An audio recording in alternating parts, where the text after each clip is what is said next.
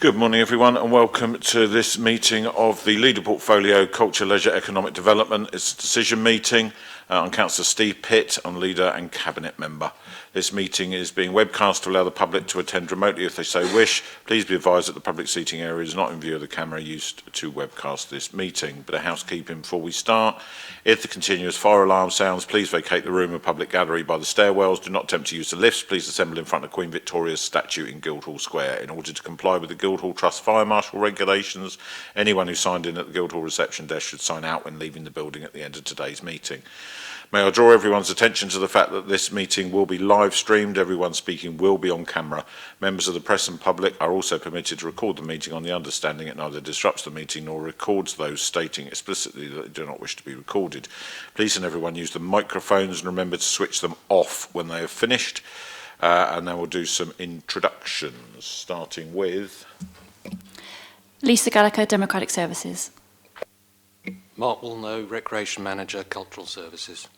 James Daly, Cultural Development and Projects Officer. So Cathy Hakes, Head of Museums. Dave Percival, Library and Archive Service Manager. Michael Gunton, Senior Archivist. Claire Looney, Commissioning and Partnership Manager. Councillor Russell Simpson, Hillsey Ward. Councillor John Smith, Eastern Craneswater Ward. Excellent. Good morning, everyone. We have apologies for absence from Councillor Mary Vallely. Members, any declarations of interests? No. Okay. The next item then is item 3, and that's the Arts and Humanities Research Council report, and James and Cathy are reporting. Thank you, Leader. I'm going to be talking about the bidding process, and Cathy is going to be managing the project going forwards. Just to summarise some of the key points, Portsmouth City Council has been awarded 9 PhD studentships by the Arts and Humanities Research Council as part of round 4 of the Collaborative Doctoral Partnership Programme. This round of the programme has got 15 grant holders, and Portsmouth City Council is the only local authority in this round, so it's a very prestigious programme for us to be part of. Feedback as part of the peer review process highlighted how they were very impressed with our city vision, Imagine Portsmouth, the fact that we put forward a place-based approach, so using arts and heritage and culture to address social and economic challenges, and generally evidencing the potential that we saw for heritage and culture in the city. Our bid was supported by the University of Portsmouth, and we would like to thank in particular Professor James Ryan, the Head of School of Area Studies, History, Politics and Literature, for his support. The studentships are fully funded, and each student will receive a stipend of £17,000 per year. And whilst the funding will be allocated to higher education institutions and not to PCC directly, the total investment from AHRC in this programme amounts to over £800,000.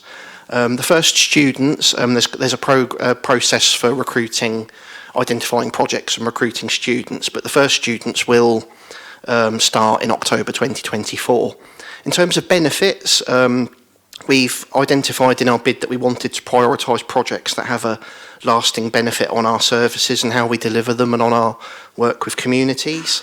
We think that it will develop the City Council's expertise for managing research and working with higher education institutions, particularly our relationship with the University of Portsmouth, and it also supports the university's civic university aspirations. And we also anticipate that our participation in the programme will help to develop confidence with other key culture and heritage funders and sector bodies, and generally raise our profile on a national level. Cathy, did you want to add anything at this point? Just to say that we've had 12 expressions of interest in, so we've got a good choice of candidates to take to panel. So it's very, very promising. Excellent, fantastic project. Members, any questions or comments? Councillor Smith? I was only going to say, when I read it on the first thing on page 13, that there's the economy and what it's going to, whatever the objectives are going to be set, just making sure that when the project manager brings it back each year for an annual report, that we actually hold to account what the key objectives were right from the start. Sure. I think it's a great thing, but I think making sure that we get what we initially set out to achieve. Yeah, I think, James, that's a key part of it, isn't it? Yeah. Okay. Councillor Simpson? Yeah, as I say, I've had a few meetings with Kathy already about this, and I think it's brilliant. I think it's really brilliant. And it is very prestigious. I don't think people quite understand like who normally gets these type of grants. And I know there's also like set questions for each year, so it's very specific. So we add that knowledge that's needed. So yeah, I think it's really good, and hopefully we have more of it. Excellent. Well, congratulations on securing this. I think it is very significant, and it will have a much wider impact than the project itself, as you've identified across how Portsmouth's perceived in this area nationally. And to be the only council included is something to celebrate. So thank you very much for bringing the report, and it is duly noted. So thank you very much indeed. Okay, item 4, that's the archive collections strategy. Nice to see you, Michael. Are you presenting? Over to you then. Yes, thank you. So the report introduces 3 policies for proper care and documentation of the city's archive collections. These were initially presented in the run-up to our application for accreditation in 2016. We're now applying again. It's a process. You don't get it once. You have to apply every few years. It's been slightly disrupted by the pandemic. Yes, and so as a result, we've updated the policies, and so that they can be part of our application, which we'll be doing before Christmas. The changes are very minor. Changes of language here and there, references to the council strategies and so on. But yeah, the first one, the information policy, looks at the way that we record the information about our collections. These, what we've written relies on national and international standards. That's true of all the strategies. And they're standard across the archive profession around the country and more broadly around the world. Care and conservation, again, rests on legislation, and so our policies flow from that. They link to other policies, like, for instance, the emergency recovery plan and so on. The access policy is about how we seek to give access and broaden access to the collections, since we seem to and want to make them as widely accessible as possible, and to welcome anybody and everybody who comes through the doors.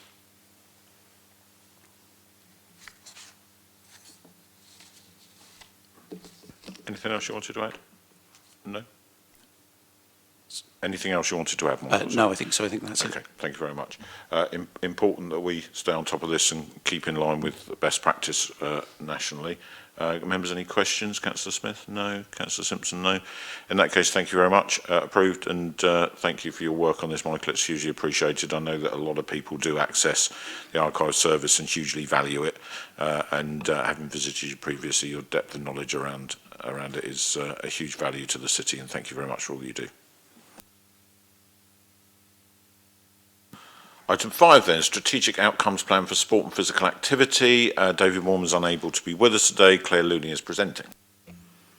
Councillor Pitt, thank you very much. And as you say, I'm presenting this on behalf of David. So whilst I may not have all the facts to my fingertips, I'm more than happy to take away any specific questions that may arise from the report.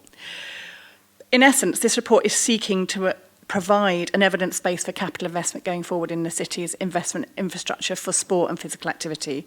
The plan has specifically taken the newly published Sport England SOPG model in order to shape and help us look at and explore how our service provision currently provides, what it could be doing and where it could be going in the future. Specifically, it looks at those outcomes, the insight, the intervention and the commitment. It also brings into line a range of other reports which are sitting underneath it, such as the new Sport England Uniting the Movement strategy, which has only recently been published, and it also reflects back on the BMA Get Moving report of 2019, although we completely appreciate that with the pandemic since then, that work has been probably updated and refreshed more. It brings into line a number of other strategies that exist. So if you like, it provides a top-level framework for elements which also need to reflect on things like the health and wellbeing strategy the council has, the sports facilities strategy, and the PCC Sports and Leisure post-COVID vision, which was a piece of work that we did separately. The importance of the work is to enable us to look at how we direct resources, support the prioritisation of activity, and ensure that the facilities that are there are of a high enough quality and really serving the community. We need to make sure that the assets we have are of a quality standard and are accessible. We appreciate that accessibility standards may vary going forwards, and we need to be on top of that. We need to ensure that the strategic programming of activity as well, so it's not just the physical assets in that sense, are really making the most of the opportunities we've got. So, for example, if there's a better place to put swimming lessons in order to release other swimming provisions so you can carry on with the pay and, I've put pay and play, but that's not what I mean, pay and swim sessions in that sense. So you're looking at how the resources are strategically used. The activities also need to look at how they're addressing elements such as the physical health, mental health, and also other barriers such as reduced income, lack of confidence, or where doctors have recommended people get involved more in physical activity. It needs to contribute to those wellbeing agendas and also look at the wider aspects such as reduced isolation, anything from walking football and walking netball through to how the spaces and activities are currently used.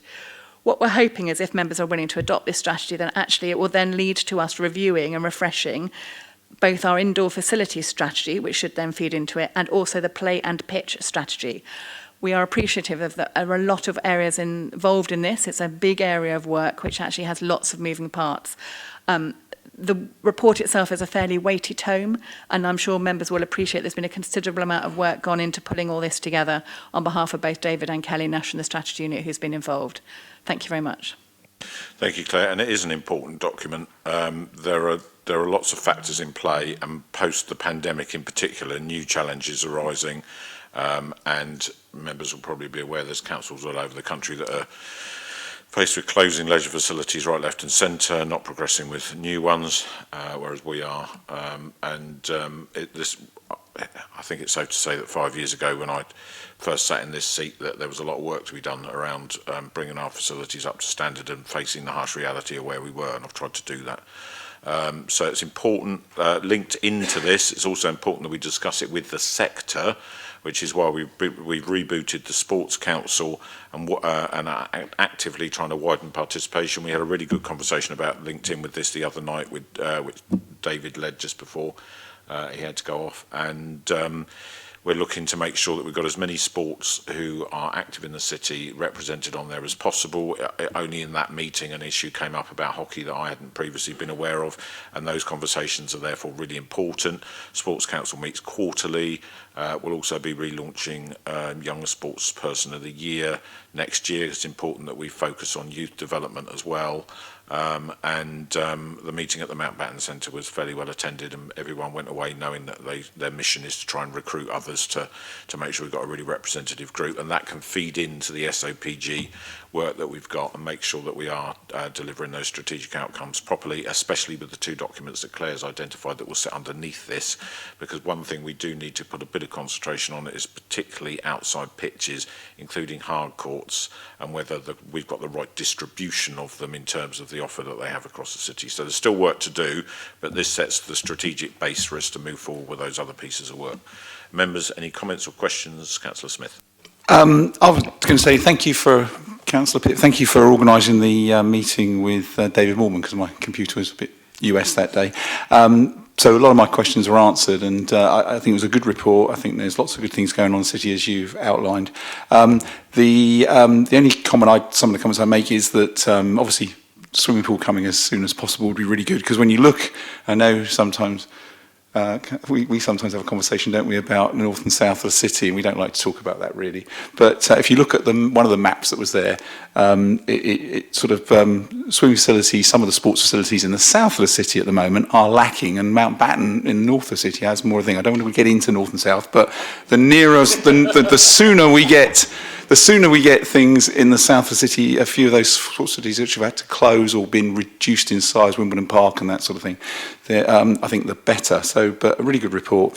I think the main comment when I read it was that I'd like to see a bit more sweating of the existing assets, which David sort of said that we were going to try and do, working with the private sector, schools, and some of the things that there are facilities in the city that maybe aren't being used as hard as they can be in the evening for other people rather than education sort of things. I think if we could do that, it's a difficult thing to do, and maybe resource to do that might need to be put to that, because he alluded to the fact that, you know, it would be a good thing, and they are trying to do that, work with other businesses and organisations in the city and work in our existing asset a little bit harder, but negotiating those arrangements. Pay to play is really good. I thought that was really good, and that was it really. Yeah, thank you. Thanks, John. And interestingly, that discussion also happened at Sports Council, and one of the things that was identified is that sometimes schools would let out facilities to clubs and groups out of hours, but there's key bits of equipment missing. Well, that's what Ward Sill's for. You know, it's there specifically because that's going to have a dual benefit, one to the school, but also to the community users. So, and a lot of the clubs weren't aware about that. So we need to do a piece of work to say, you know, if you've lost a netball post, or, you know, you need goal posts renewing on a mugger outside, well, approach Ward Sill. You know, those small amounts of money, that's exactly what that community benefit's supposed to deliver. And sorry, just coming back on that, and also when I was talking to him, it was about that there's sometimes little, I wouldn't say, it's the wrong word, click, I'm not saying that, but there are people that are in the know and clubs and societies that use them, but, you know, and then there's other parts of the city or other organisations and things that just don't know and can't enter into it. So I think that's where the pay and play comes in, and opening it up to as many people as possible for all the benefits that sport and leisure activities has. Yeah, I completely agree, and it's a piece of work that we will be doing, so thank you for that. Councillor Simpson, who will talk about the north of the city. I'll do that in the next one. Just with this one, just one question, and it may be in there somewhere, it's a very big report, but really about, and I've mentioned this a few times in other opportunities, existing sportsmen as well. You know, what are our plans with our existing? So, you know, I talk about Ebony Jones, Mike McKinson, Serena Vincent, who recently took silver championships, and then we've got Maddie Martin, who's a brilliant wheelchair basketball player. It would really be nice to know, to say, look, you know, we've got all this in place, but then how do we support once, you know, they start getting to that higher level? But and because we know that the National Lottery Fund, for example, isn't always covering, you know, sportsmen to concentrate on their sports. So I'd be a question just to ask them if what are the plans for kind of existing sportsmen, and how do we support them as much as we can?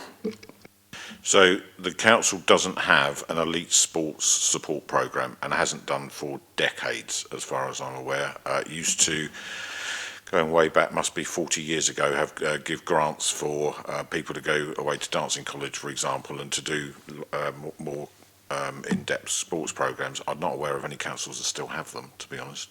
That said, in terms of the development piece for young athletes, and Maddie's a good example, the Sports Council does have a small grants pot that it can give to enable people to go and access that training. Then once they're in that pathway towards elite sport, the national governing bodies have their own funding sources to be able to support those athletes.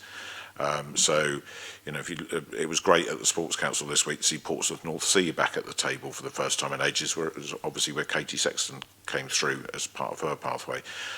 So our responsibility is to make sure that the facilities in the city are up to a really high standard, so that when the more elite athletes are training in them, they are getting that experience that they should have. So our responsibility is as the provider. Having said that, BH Live do have programmes that they use to support more elite athletes, and they work in partnership with the national governing bodies and the clubs to make sure that they're making that opportunity as strong as it can be. Claire, is there anything you wanted to add? No, I think that's a fair reflection, because actually we have not done support on that nature for such a long time, because the resources haven't been there. And in fact, actually, it's the nature of how Sport England work has also fundamentally changed. And then you've got the parallel work with UK Sport as well, because they're two separate bodies looking at where that works. And the elite sports people get supported through both bodies, not just the one in that sense. Anything else?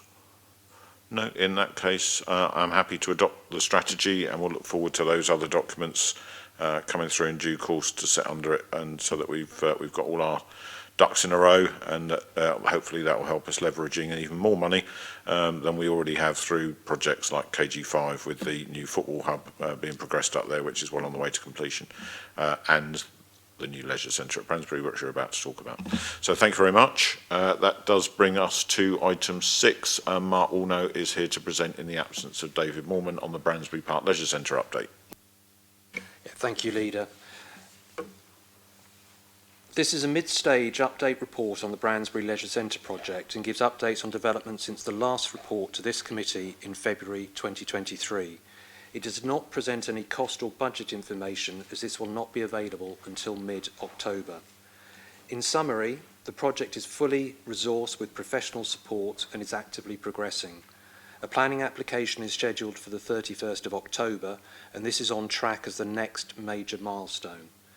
Key developments since the last report are the inclusion of the GP practice, which has been agreed by the NHS Integrated Care Board and the District Valuer. The new clinical accommodation will allow the Devonshire Avenue practice nearby to relocate from a converted residential property to brand new custom-built clinical spaces. Procurement of the principal contractor has been concluded and Wilmot Dixon has been appointed, initially to develop detailed design and ultimately to build the new centre. Wilmot Dixon is a first-tier national contractor with extensive leisure construction experience and a track record of delivering high-quality facilities using local supply chains. Revised revenue modelling based on the final facility mix suggests that the centre will deliver an operational surplus, and so this will be able to operate without any ongoing subsidy. Thank you. Thanks, Mark. And slightly frustrating that we're just out of sync, because next week or the week after we're expecting to be able to do that. So we're going to have to get the full financial appraisal through next time, but we're pretty close. One of the reasons for the delay is we went out to mini competition over the principal contractor, which has actually driven value through the scheme. So it's important that we did that exercise. On the GP surgery, I'm actually a patient at Devonshire Practice, I'll declare that. But I haven't been to the doctor's surgery there for years because all the patients get directed to the other lighthouse practice on the edge of Somerstown. And that's partly because the facilities that they've got there just are so limiting. So being able to have new treatment rooms, proper waiting area, and modern facilities, the practice will clearly see that as an opportunity to attract new GPs to come and work with them, which is something they've had a challenge with, I know, over recent years as existing GPs have retired. So this is a massive opportunity for them to grow. Just in context, Eastney Health Centre up the road is the only GP surgery in my part of the city that is currently able to take on any more patients. And because of the stupid way the system works, if you are the only GP surgery left in the area that is taking on patients, you have to keep your list open, which means there's a huge amount of pressure going on to Eastney Health Centre. So this will help to rebalance that and make sure that there is a good medical offer for local residents, and instead of the two dysfunctional houses that the surgery is currently contained in with very steep stairs to the upper consulting rooms, which is not fit for purpose in terms of accessibility. So I know the practice well. I know that they're very excited about this opportunity. It's great that the ICB has got on board with this. This will obviously add cost to the build, but the amount of money that they pay to be there will offset that borrowing cost. So there will be two, when we present the costings, we'll separate that out so there's some transparency around it. But it's hugely exciting. The co-location of health services, Claire touched on things like social prescribing earlier on through GPs, and what better opportunity to link in with a social prescribing scheme than to be able to say you're in a leisure centre, you could go and swim next door, or you could access the gym equipment and have that synergy between the leisure provider and the healthcare professional. So I think this is a massive win for us to get this in here. We've consulted with the residents, and we're sure we've got the facilities mix right now and what people want. And as you can see, and David confirmed at Sports Council on Monday, planning application going in by the 31st of October. So the next update we have will be very significant because it will show you exactly where we are now. Members, questions, please. Councillor Smith. No, I think you summarised it very well, actually. I think the GP surgery and the leisure facility work very well. When I spoke to David, I think it's the ons from that, really, I think, which is parking, and some of those, I think, are still going to need to be ironed out. And I did talk to him a little bit about maybe something that could happen there. Then what's going to happen to Wimbledon Park and the Royal Marine Barracks, which is outside of this remit, but keeping that on that. So, yeah, thank you. Yeah, I mean, I've said this before publicly. It was always my view that because there was some uncertainty amongst certain members of the public that would this scheme go ahead and will we actually dispose of Eastney Pool or Wimbledon Park and then nothing would replace them, etc., that we will not make any decisions about either the Wimbledon Park Sports Centre site or the Eastney Pool site until planning permission has been granted and works have commenced, so that we know exactly, everyone's got confidence we are building this new centre and what it's going to deliver, and then we'll have public consultations about what the opportunities are for Eastney Pool. As we know, in the Seafront Master Plan, talks about developing a water sports centre there, which I'd personally love to see. And I can tell you that in recent conversations I've had with the RYA, they're keen to have conversations with us about how we might take that forward. So I'd love to do that, but we just need to wait a little bit. You know, there was people saying we're going to build a skyscraper on the seafront. We're not building a skyscraper on the seafront, and we're not disposing of the land to a developer so they can build a high-rise there. That's not happening. That's just myth. Wimbledon Park, slightly more complex. We need to decide at what point it will need to close, because obviously it's a multi-million-pound investment to keep it going, and the building's kind of reaching end of life. But at the moment we are still able to use it, but it's contained in quite a difficult to access part of that community, and it's important that that community is consulted about what happens to it. So we will do that talking, but we need to get this over the line and on its way to delivery, and then opportunities for more exciting stuff, I think. Councillor Simpson. Thank you. I'm a real advocate for anything you lose gets replaced. So for me, this leisure centre happening with Eastney Swimming essentially going is really excellent. Going back to what Councillor Smith mentioned, I mean, he's absolutely right. I mean, I'm looking at Hillsey and I see, I mean, personally, I don't include the Portsmouth Grammar School as being part of really a public, and obviously the Hillsey Lido's closed, but what isn't mentioned is the private ones as well. We have the Nuffield, and then we also have the Pompey Leisure Centre, and we also have a little bit of water sports at the Hillsey Line Cafe. So we are very leisure especially in Hillsey. But what I would say is all my residents would absolutely cut your hand off to have a doctor's surgery in one of those leisure centres. And you know, unfortunately, Hillsey has been victim of a ward that has lost things, and it's never been considered to be replaced. So I'm really happy for Eastney and Milton residents, but I'm also incredibly envious as well. Yeah, no, it's a really good point. And actually, when I was at the LJ conference, I was in a room with about 50-odd council leaders, and everyone was saying, how do we get this shift so that we can deliver new doctor's surgeries in buildings where co-location works and where we can take things forward?